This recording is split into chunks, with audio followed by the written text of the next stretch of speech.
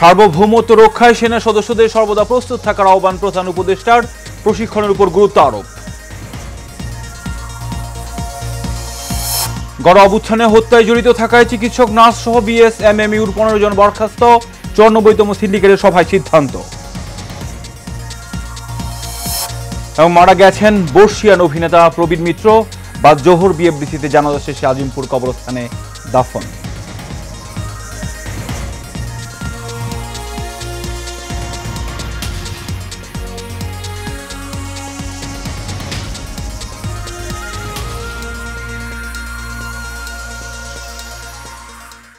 স্বাগত এশিয়ান সকালের সংবাদের সঙ্গে আছে আমি কাউসার আহমেদ। এখন শুনছিলেন বিআরবি কেবল ইন্ডাস্ট্রিজ লিমিটেড সংবাদ শিরোনাম। এবার চলে যাচ্ছি বিস্তারিত সংবাদে। প্রধান উপদেষ্টা ডক্টর মোহাম্মদ ইউনূস বলেছেন, দেশের সার্বভৌমত্ব রক্ষায় সর্বদা সেনা সদস্যদের প্রস্তুত থাকতে হবে। এজন্য আভিযানিক দক্ষতা, সাহসিকতা ও পেশাদারিত্ব অর্জনে সেনা সদস্যদের প্রশিক্ষণ হতে হবে বাস্তবসম্মত। রোববার দুপুরে 55 পদাতিক ডিভিশন আয়োজিত রাজবাড়ী সামরিক প্রশিক্ষণ এলাকায় সেনাবাহিনীর ম্যানুভার অনুশীলনে একটি পদাতিক ব্রিগেড গ্রুপের অনুশীলনে বক্তব্যে তিনি এসব কথা বলেন। বিজয়ী হওয়া, দেশকে রক্ষা করা সকল পরিস্থিতিতে। বলা যাবে না এটা এখন বর্ষার দিন, এখন আর পারবো না, এখন বেশি গরম, এটা পারা যাবে না, বলার উপায় নাই। যে কোনো মুহূর্তে যে অবস্থায় আছে না কেন, প্রয়োজনে যুদ্ধে ঝাঁপিয়ে পড়তে হয় পূর্ণ সাহস এবং পূর্ণ প্রস্তুতি নিয়ে। বিগত সরকারের দুর্নীতি ও নীতিগত ভুল সিদ্ধান্তের কারণে দেশে বিনিয়োগ কমেছে বলে জানালেন অর্থ উপদেষ্টা ডক্টর সালেউদ্দিন আহমেদ। আর বিদেশি বিনিয়োগ বান্ধব পরিবেশ নেই এমন সত্য স্বীকার করে পররাষ্ট্র উপদেষ্টা তৌহিদ হোসেন বলেন, বিনিয়োগকারীদের সঠিক পরিবেশ দিতে সরকার বদ্ধপরিকর। অন্যদিকে সৌদি রাষ্ট্রদূত ঈসা আল দোহাইলাম বলেন, বাংলাদেশে তেল রপ্তানির হাব গড়তে চান সৌদি। রোববার সকালে সৌদি বাংলাদেশ অর্থনৈতিক সম্পর্ক নিয়ে এক সেমিনারে এসব কথা বলেন তারা। বিস্তারিত নূর মাহমুদ ভিয়ার রিপোর্টে। সৌদি বাংলাদেশ অর্থনৈতিক সম্পর্ক নিয়ে সেমিনারের আয়োজন করে পররাষ্ট্র মন্ত্রণালয়। এতে যোগ দিয়ে সৌদি রাষ্ট্রদূত ঈসা আল দোহাইলাম বলেন, কেবল জনশক্তি রপ্তানিতেই নয়, বাংলাদেশ তেল রিফাইনারি কারখানা করে পূর্ব দক্ষিণ এশিয়ার বাজারে তেল রপ্তানির হাব গড়তে চায় Saudi Arab. Actually, Bangladesh is a green field for investors and for companies from Saudi Arabia and from all the companies and countries all over the world. Bangladesh will graduate from LDC on 2026, so next year inshallah, and it will be a development country. And this came after a huge and a very critical journey to achieve this achievement. And Saudi Arabia will always stand and support Bangladesh. সেমিনারে অর্থ উপদেষ্টা doctor Salauddin Ahmed বলেন, শুধু দুর্নীতি নয়, বাংলাদেশ অতীতে পলিসিগত নানা ভুল সিদ্ধান্তের কারণে বিনিয়োগ বাড়েনি। Samsung came and they are also not welcome. They went to Vietnam and they are exporting more than $50 billion. আর আমাদের দেশে স্যামসাং কে এয়ারপোর্ট থেকে তাড়িয়ে দিলেন, and what happened. So these are the policies, and in fact I sometimes, because I was at what time the governor of the central bank, there are a lot of wrong policies taken.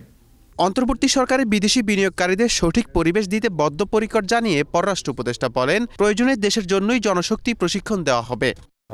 I can assure the ambassador that the present government is definitely poised towards very positively towards this, and we are trying to make things really easy for the investors to come in. We have changed we have put in a very young and dynamic person as the chairman of BIDA, and I think the next time the Saudis come, so the entrepreneurs come here, they will find a much better atmosphere and much better welcome than they have received in the past. বাংলাদেশে বিনিয়োগ বৃদ্ধিতে অন্তর্বর্তী সরকারকে সহযোগিতার আশ্বাস দেন Saudi রাষ্ট্রদূত।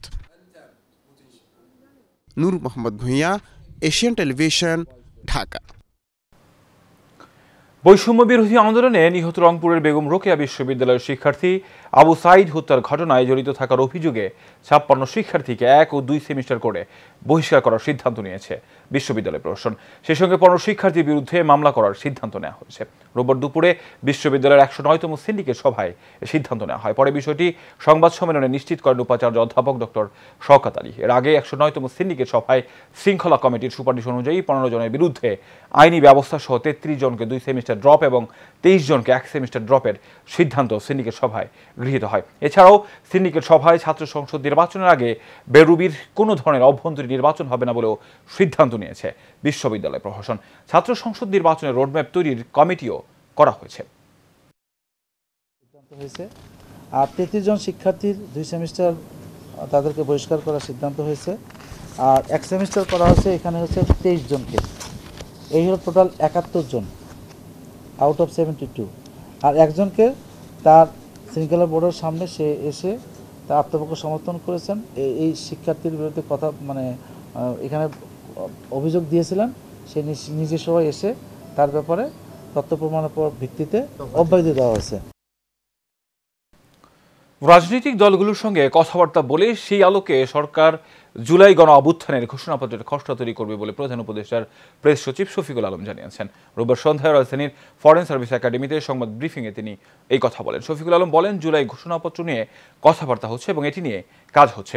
এটা নিয়ে এর সামনে রাজনৈতিক দলগুলোর সঙ্গেও কথাবার্তা হবে, সে আলোকেই খসড়া তৈরি করা হবে। তা আশা করছেন এ নিয়ে সামনে আরও অগ্রগতি দেখা যাবে। তবে রাজনৈতিক দলগুলোর সঙ্গে কবে আলোচনা হবে সে বিষয়ে এখনও সুনির্দিষ্ট তারিখ ঠিক হয়নি বলে জানান প্রেস সচিব।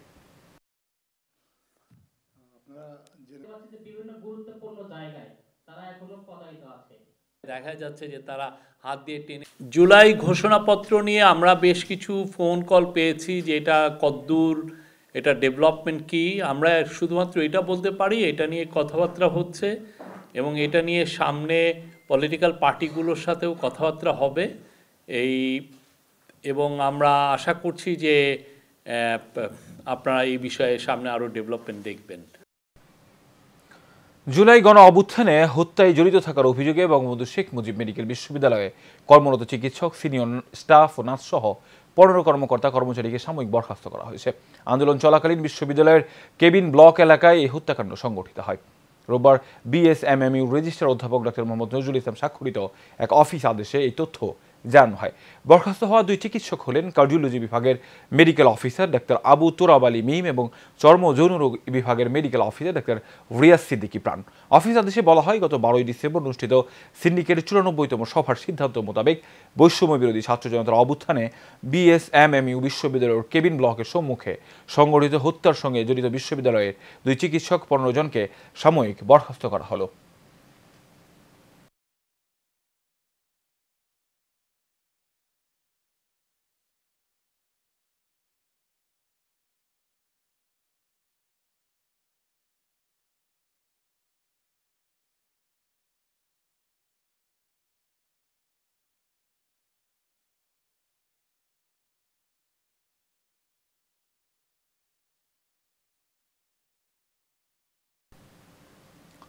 মারা গেছেন নন্দিত অভিনেতা প্রবীর মিত্র। রোববার রাজধানীর একটি বেসরকারি হাসপাতালে শেষ নিঃশ্বাস ত্যাগ করেন তিনি। ফুসফুসের জটিলতা সহ বেশ কিছু সমস্যা নিয়ে আইসিইউতে চিকিৎসাধীন ছিলেন এই অভিনেতা। আজ বাদ জোহর বিএফডিসিতে জানাজা শেষে আজিমপুর কবরস্থানে দাফন করা হবে তাকে। এর আগে অভিনেতার অবস্থা সংকটাপন্ন হলে জানিয়েছিলেন তার ছেলে মিঠুন মিত্র। তিনি বলেছিলেন, তার বাবার বার্ধক্যজনিত কিছু জটিলতার কারণে গত 22 ডিসেম্বর হাসপাতালে ভর্তি করা হয়। পরীক্ষা নিরীক্ষা করে ফুসফুসের সমস্যা ধরা পড়ে। পরে তাকে আইসিইউতে নেওয়া হয়। 1943 সালে 18 আগস্ট কুমিল্লার চান্দিনায় জন্মগ্রহণ করেন বর্ষিয়ান এই অভিনেতা। তার পুরো নাম প্রবীর কুমার মিত্র। পুরান ঢাকায় বড় হওয়া প্রবীর মিত্র স্কুল জীবন থেকেই নাট্যচর্চার সঙ্গে যুক্ত হন। স্কুল জীবনে রবীন্দ্রনাথ ঠাকুরের ডাকঘর নাটকে অভিনয় করেছিলেন তিনি। 1969 সালে জলছবি সিনেমায় অভিনয়ের মধ্য দিয়ে রূপালী জগতে আসেন প্রবীর মিত্র।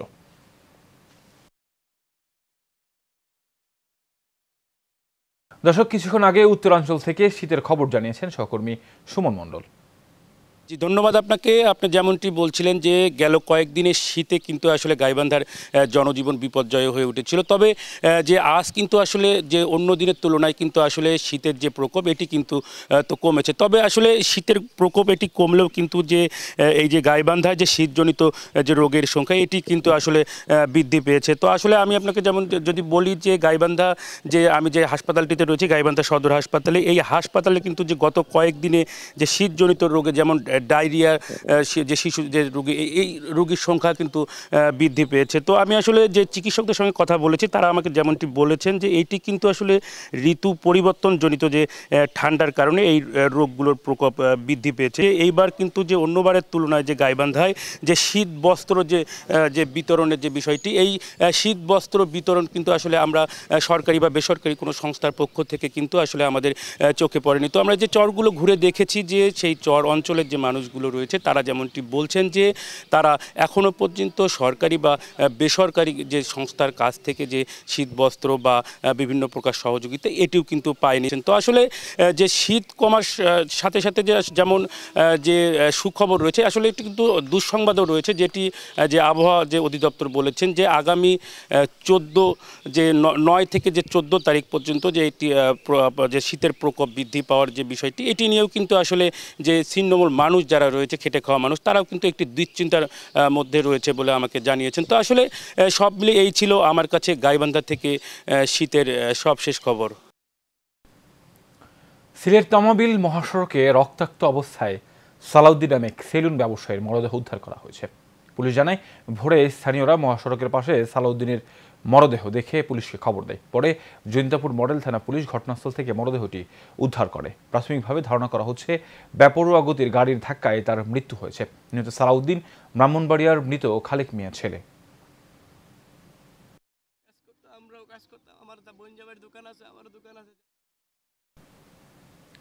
গাজীপুরের শ্রীপুর উপজেলার মাওনা চৌরাস্তায় শ্রমিক দলের কার্যালয় উদ্বোধন করা হয়েছে। মাওনা চৌরাস্তায় মজনু ফকিরের মার্কেটে Mawna Gazipur via Madhupur auto CNG pickup driver unit ও Mawna Kaliakair CNG driver unit শ্রমিক দলের কার্যালয় উদ্বোধন করা হয়। পৌর শ্রমিক দল নেতা মজনু ফকিরের সঞ্চালনায় পৌর ৮ নম্বর ওয়ার্ড বিএনপির সভাপতি ইজ্জত আলী ফকিরের সভাপতিত্বে প্রধান অতিথি ছিলেন উপজেলা বিএনপির সাংগঠনিক সম্পাদক মুসলে উদ্দিন মৃধা।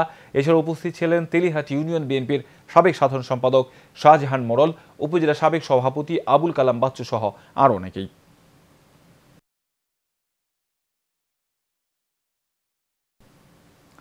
গাজীপুরের কাপাসিয়ায় সিংগুয়া থেকে বাড়িসাবো সড়ক মেরামতের নামে জনদুর্ভোগ সৃষ্টিকারী ঠিকাদার অপসারণ ও দ্রুত সড়ক মেরামতের দাবিতে মানববন্ধন করা হয়েছে। বাড়িসাবো ইউনিয়ন বিএনপির সভাপতি মৌলানা কফিল উদ্দিনের সভাপতিত্বে এতে বক্তব্য রাখেন ইউনিয়ন বিএনপির সাধারণ সম্পাদক আবুল কাশেম মাস্টার, ইউনিয়ন যুবদলের সিনিয়র যুগ্ম আহ্বায়ক আতাউর রহমান সজল, ইউনিয়ন যুবদলের সাবেক সভাপতি ইকবাল হুসেন, বিএনপি অঙ্গ সংগঠনের নেতৃবৃন্দ।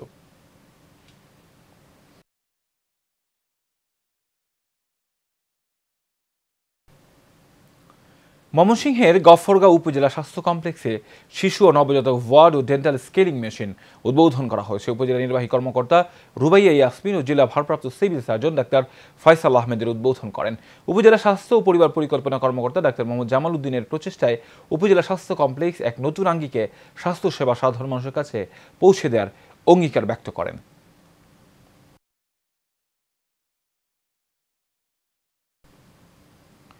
নারায়ণগঞ্জে শীতার্তদের মাঝে শীতবস্ত্র বিতরণ করা হয়েছে। এতে প্রধান অতিথি ছিলেন বিএনপির জাতীয় নির্বাহী কমিটির সদস্য বীর মুক্তিযোদ্ধা মোহাম্মদ গিয়াসউদ্দিন, জেলা তরুণ দলের আহ্বায়ক মোহাম্মদ টি.এইচ. তোফার সভাপতিত্বে অনুষ্ঠানে বক্তব্য রাখেন সিদ্ধিরগঞ্জ থানা বিএনপির সভাপতি মাজেদুল ইসলাম সহ অন্যান্যরা।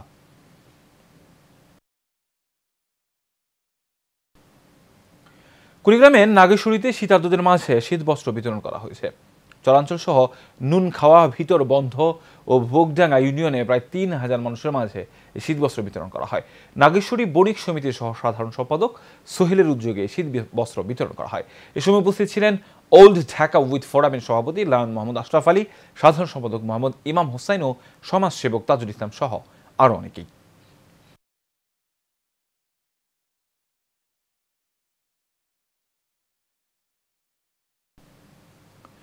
নোয়াখালীর কোম্পানিগঞ্জে উঠান বৈঠক ও শীত বস্ত্র বিতরণ করা হয়েছে।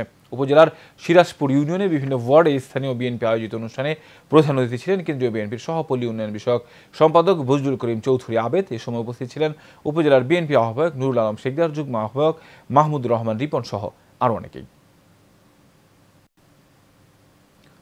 এদিকে রংপুরে মোতাওয়াল্লি নূর হোসেনের বিরুদ্ধে মসজিদের নামে ওয়াকফ করা জমি দখল ও মসজিদের দান বাক্স ভেঙে টাকা আত্মসাতের অভিযোগ উঠেছে। এই ঘটনায় মোতাওয়াল্লির অপসারণ ও শাস্তি চেয়ে মানববন্ধন ও বিক্ষোভ সমাবেশ করেছে এলাকাবাসী। নগরের 33 নম্বর ওয়ার্ডের তালতলা বাজারে ঘণ্টাব্যাপী মানববন্ধন ও সড়ক অবরোধ করে বিক্ষোভ করে তারা।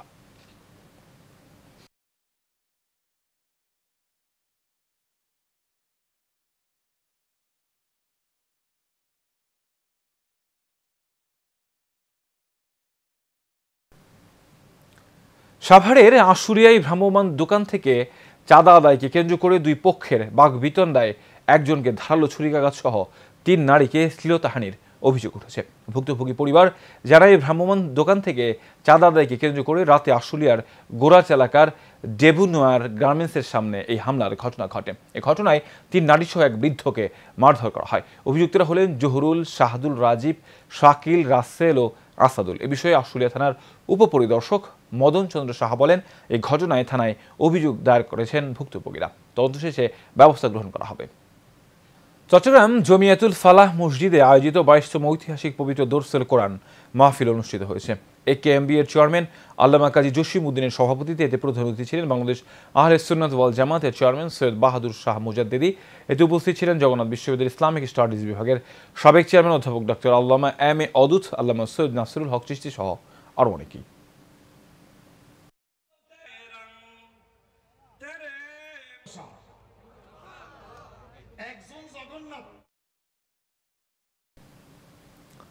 চট্টগ্রামের পূর্ব পাহাড়তলীতে মুক্তিযোদ্ধা পরিবারের উপর হামলা ও ভাঙচুরের প্রতিবাদে সংবাদ সম্মেলন হয়েছে। চট্টগ্রাম প্রেস ক্লাবে আয়োজিত সম্মেলনে লিখিত বক্তব্য পাঠ করেন মুক্তিযোদ্ধা এস এম শাহ আলম। এ সময় উপস্থিত ছিলেন সার্জেন্ট আবু তাহের, লিয়াকুত হোসেন, ফজলুল বাড়ি, মোহাম্মদ ইউসুফ সহ অন্যান্য মুক্তিযোদ্ধারা। লিখিত বক্তব্যে তারা অভিযোগ করে বলেন, এলাকার চিহ্নিত সন্ত্রাসী তাজভির, মুন্না, হাবিবুর রহমান সহ তাদের লোকজন মুক্তিযোদ্ধা কলোনির পরিবারের সদস্যদের ঘরবাড়ি ভাঙচুর ও তাদের পরিবারের সদস্যদের উপর প্রতিনিয়ত হামলা করে আসছে। তাই সম্মেলনে স্থানীয় প্রশাসনের হস্তক্ষেপ কামনা করেন তারা।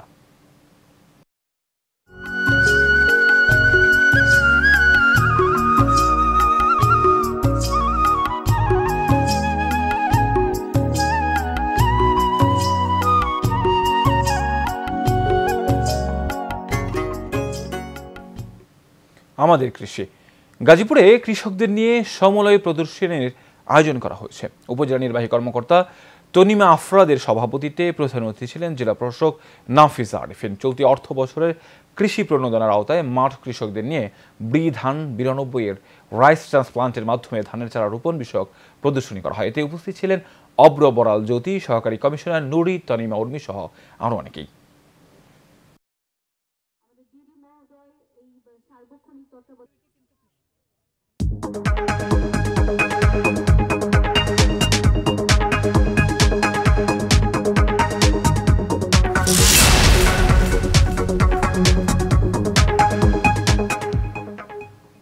এ পর্যায়ে জানাবো এক্সিম ব্যাংক বাণিজ্য সংবাদ।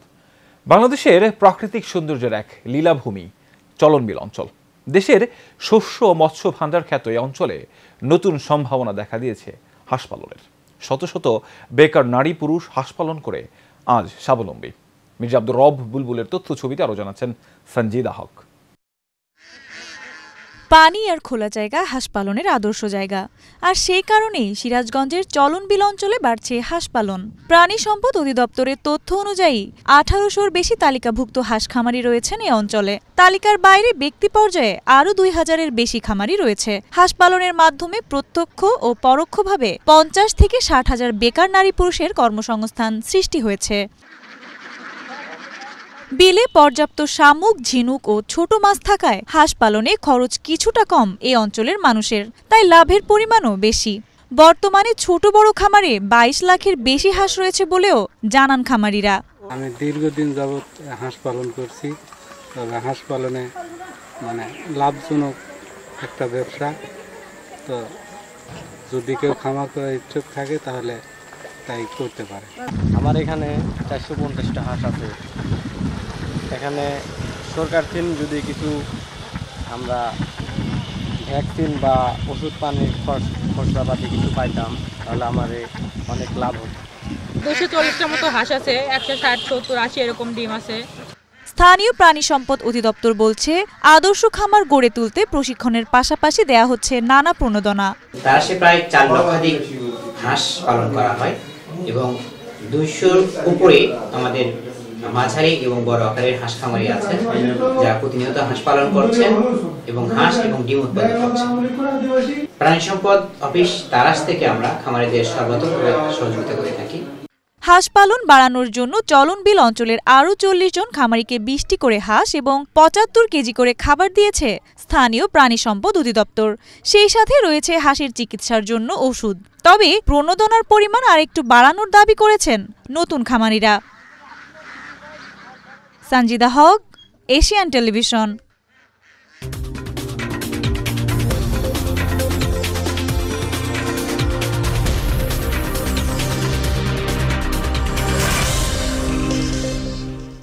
এবার জানাবো খেলার খবর। খেলার খবরে থাকছে বিপিএল প্রসঙ্গ।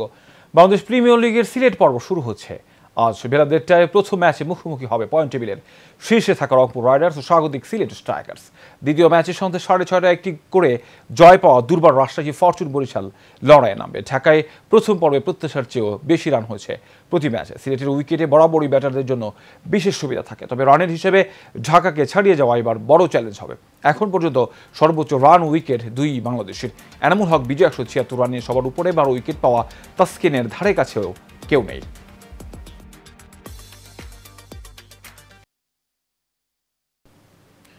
সংবাদ শেষ করব অতিথি পাখির খবর দিয়ে। প্রকৃতিতে ঘটেছে শীতের আগমন, আসতে শুরু করেছে অতিথি পাখি। প্রতি বছরের মতো এবারও ঢাকার ধামরাইয়ের একেডিএল কারখানার জলাশয়ে এসেছে বিদেশি পাখি। ফলে সেখানে ভিড় বেড়েছে প্রকৃতিপ্রেমীদের। অতিথি পাখির নিরাপত্তা নিশ্চিত করতে ব্যবস্থা নিয়েছে কারখানা কর্তৃপক্ষ। উপজেলা নির্বাহী অফিসার জানিয়েছেন, এসব পাখি শিকারের অভিযোগ পেলে কঠোর ব্যবস্থা নেওয়া হবে। মনোয়ার হোসেন রুবেলের তথ্যচিত্রে জানাচ্ছেন সঞ্জিদা হক। এ যেন পাখির রাজ্য। অতিথি পাখির কিচিরমিচির শব্দে পুরো এলাকা জুড়ে সৃষ্টি হয়েছে মনোরম এক পরিবেশ। ঢাকার ধামরাই উপজেলার গাঙ্গুটিয়া ইউনিয়নের ললিতনগর বাথুলি এলাকায় AKH knitting and dyeing limited কারখানার জলাশয় এখন অতিথি পাখিদের অভয়ারণ্য।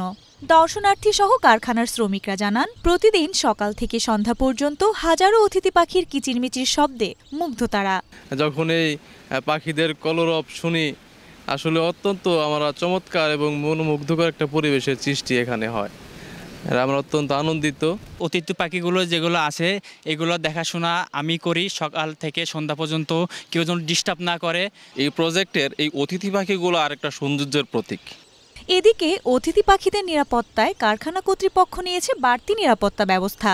আর উপজেলা নির্বাহী কর্মকর্তা জানান, কেউ পাখি শিকার করলে নেওয়া হবে কঠোর ব্যবস্থা। প্রধান যে বিষয়টি হবে যে এলাকাবাসীর সচেতনতা, তারা যাতে এই ধরনের পাখি শিকার বা পাখির অভয়ারণ্যকে নষ্ট করার জন্য কোনো পদক্ষেপ গ্রহণ না করে।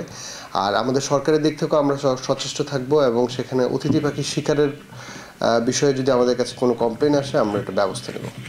গত 3 বছর ধরে শীতের শুরুতেই ধামরাইয়ের AKDL কারখানার জলাশয়ে আসছে অতিথি পাখি। সঞ্জিদা হক, এশিয়ান টেলিভিশন।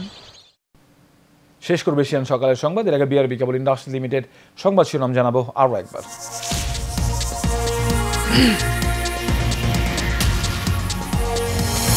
সার্বভৌমত্ব রক্ষায় সেনা সদস্যদের সর্বদা প্রস্তুত থাকার আহ্বান প্রধান উপদেষ্টার। প্রশিক্ষণের উপর গুরুত্ব আরোপ।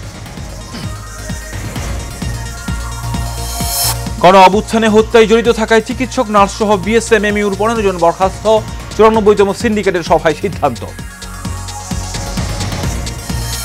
এবং মারা গেছেন বর্ষিয়ান অভিনেতা প্রবীর মিত্র বা জোহর। বিএফডিসিতে জানাজা শেষে আজিমপুর কবরস্থানে দাফন।